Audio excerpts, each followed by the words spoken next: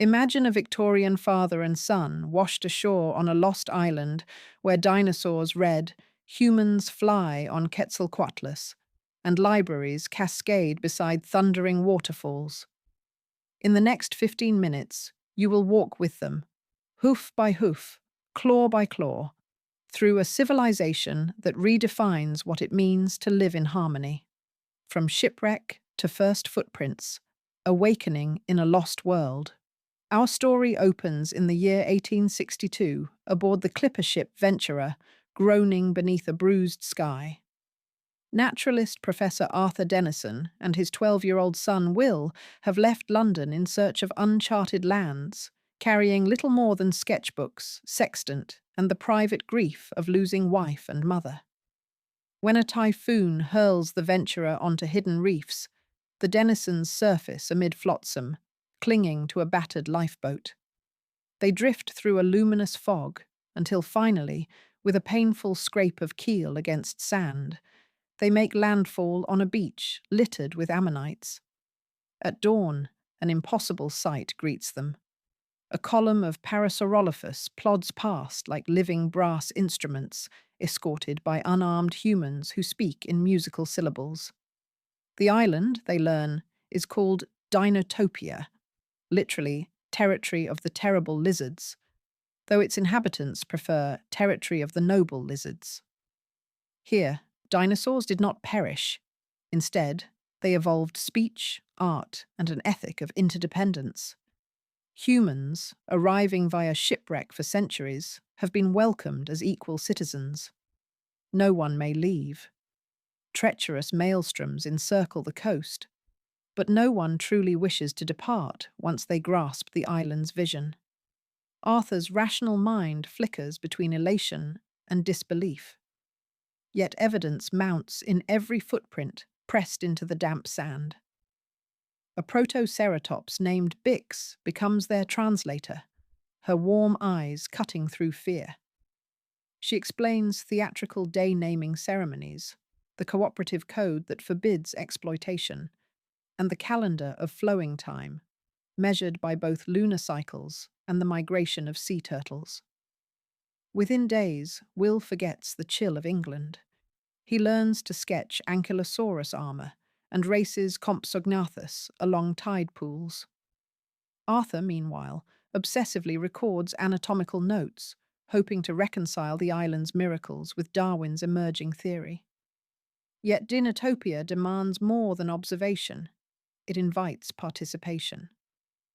The Denisons accept an official invitation to Waterfall City, the island's capital of knowledge, setting in motion a journey that will test their courage, curiosity, and capacity for communion.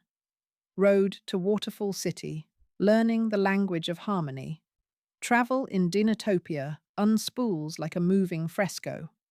Arthur and Will join a caravan that includes Corythosaurus porters, a flute-playing Gallimimus, and children exchanging polished ammonites as friendship tokens.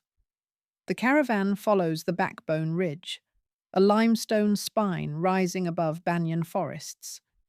Each evening, humans and saurians gather around glow crystal lanterns for the ritual of Story Circle, where tales are sung in saurian, human tongue, and hand signals.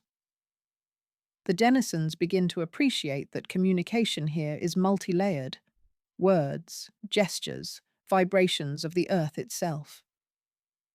Arthur trades leaf rubbings for a primer titled Footprint Alphabet, discovering that written saurian resembles overlapping trackways, a visual metaphor for the island's philosophy that every life path intersects another.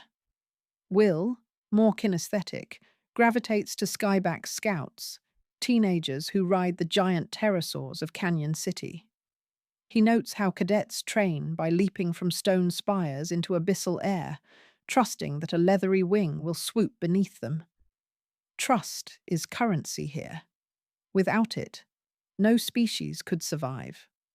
When the caravan reaches Waterfall City, the Denisons confront a metropolis unlike any on Earth. Aqueducts shaped like diplodocus necks lace marble domes. Hydrolifts powered by cataracts raise pedestrians 50 meters in seconds. The central library, perched on basalt cliffs, contains scrolls from Alexandria's lost shelves and tablets older than the Cretaceous. In its hall of matriarchs, elder saurians debate crop rotation beside parchment-inked humans in linen robes. Knowledge is not hoarded, but circulated like the very waters that churn around the city. Professor Denison meets Mayor Waldo Seadrift, a scholarly Stenonychosaurus whose speculated IQ would humble Oxford dons. Waldo explains that Dinotopia's guiding principle is survival of the wisest, a twist on Darwin that elevates cooperation over competition. Arthur, initially skeptical, is handed a fossil ammonite embedded with quartz.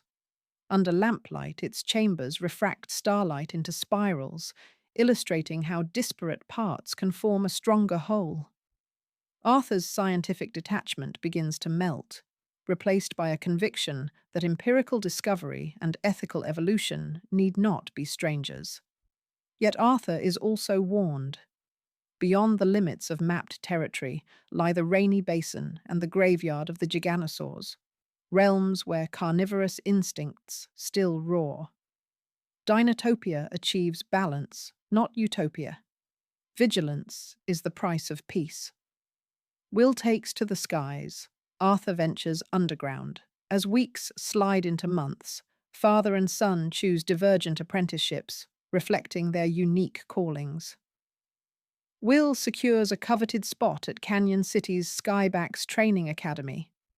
Each dawn, he climbs basalt stairs carved by iguanodont miners, clutching the feathered sigil of courage. Drillmaster Ulu, a weather-beaten pteranodon, barks instructions in guttural clicks that cadets learn to interpret through wind direction and wing tilt. Training culminates in the leap of faith. Will's heart pounds like thunder in a mountain pass as he steps onto the towering precipice. Below yawns a void, echoing with the screeches of rookery chicks. "For life and light," he shouts, the academy motto, before diving. Gravity yanks him downward. Air whips his cheeks raw. In that moment, a skybax named Cirrus folds around him, wings snapping open like silk sails. Rider and saurian fuse into a single silhouette against the sun, tracing loops that scatter flocks of Archaeopteryx. Will has never felt more alive or more responsible. In Dinotopia, flight is not escape, it is stewardship of the skies. Meanwhile, Professor Denison receives a cryptic invitation from Ogthar, a venerable Ankylosaurus guardian of the Sunstone mines. Sunstones are crystalline geodes that store solar energy, powering lamps, lifts, and healing chambers. But recently, tremors have destabilized the main caverns, threatening to plunge cities into darkness. Arthur descends through tunnels lined with ichthyosaur fossils that glimmer like constellations. In subterranean halls, he witnesses dinosaurs and humans laboring side by side, singing rhythmic work chants that keep time as naturally as a human heartbeat. Deep within, Arthur discovers a collapsed column of basalt pinning a young Dryosaurus. Employing rudimentary engineering, he orchestrates a rescue using levered timbers, earning the miners' trust. Yet the real revelation comes when he studies the sunstones under magnification and realizes they are slowly losing their crystalline integrity. A metaphor for any society that forgets to replenish its ethical core. Father and son reunite briefly at the Festival of the Tides. Lanterns shaped like ammonites drift on lagoons, each bearing a wish. Will whispers a hope to prove worthy of Cirrus's trust. Arthur wishes for wisdom to guide Dinotopia through its looming energy crisis. Though their paths differ, their hearts beat in synchrony, connected by the invisible sinews of family and newfound purpose. Quest for balance. Confronting the rainy basin and igniting the light cracks in Dinotopia's harmony widen when a violent storm triggers rock slides that bury a critical sunstone cache.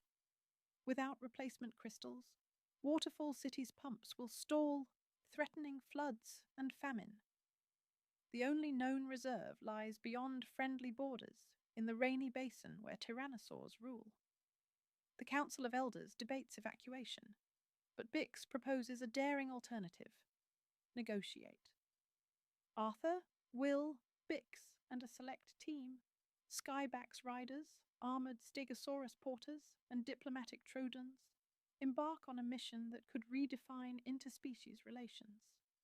They cross mangrove swamps, buzzing with dragonflies the size of falcons, threading past temples overgrown with cycads. Nightfall brings the thunderous footfalls of Giganotosaurus. Around campfires soaked by monsoon drizzle, Arthur acknowledges his lingering biases. In the world he knew, nature was red in tooth and claw. On this island, even predators might heed reason.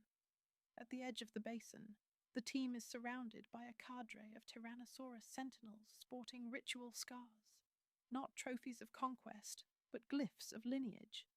Their leader, a scarlet-crested female named Raptorgrin, communicates via subsonic rumbles that vibrate in human rib cages. Bix translates. The basin's carnivores face their own crisis, prey migration patterns disrupted by the same storms. Cooperation, not conquest, could ensure survival for all. Will proposes a barter. Skyback scouts will survey new prey routes, while basin carnivores will allow access to sunstone caverns.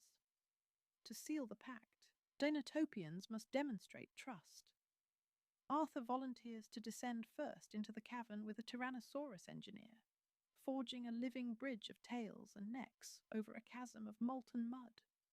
Suspense stretches like sinew, but when Arthur emerges clutching a cart of uncorrupted sunstones, a collective roar of approval rattles the canopy. The return journey is less an exodus than a procession of unity. Tyrannosaurs pace alongside hadrosaurs. Humans ride skybacks overhead, mapping safe corridors for migrating herbivores. In Waterfall City, replacement crystals slot into energy conduits, casting renewed light through stained glass towers. During the subsequent celebration of balance, Mayor Waldo proclaims a new era defined not by species boundaries, but by shared stewardship. The revelation is profound. Dinotopia's true treasure is not its sunstones, but the luminous empathy that made their rescue possible.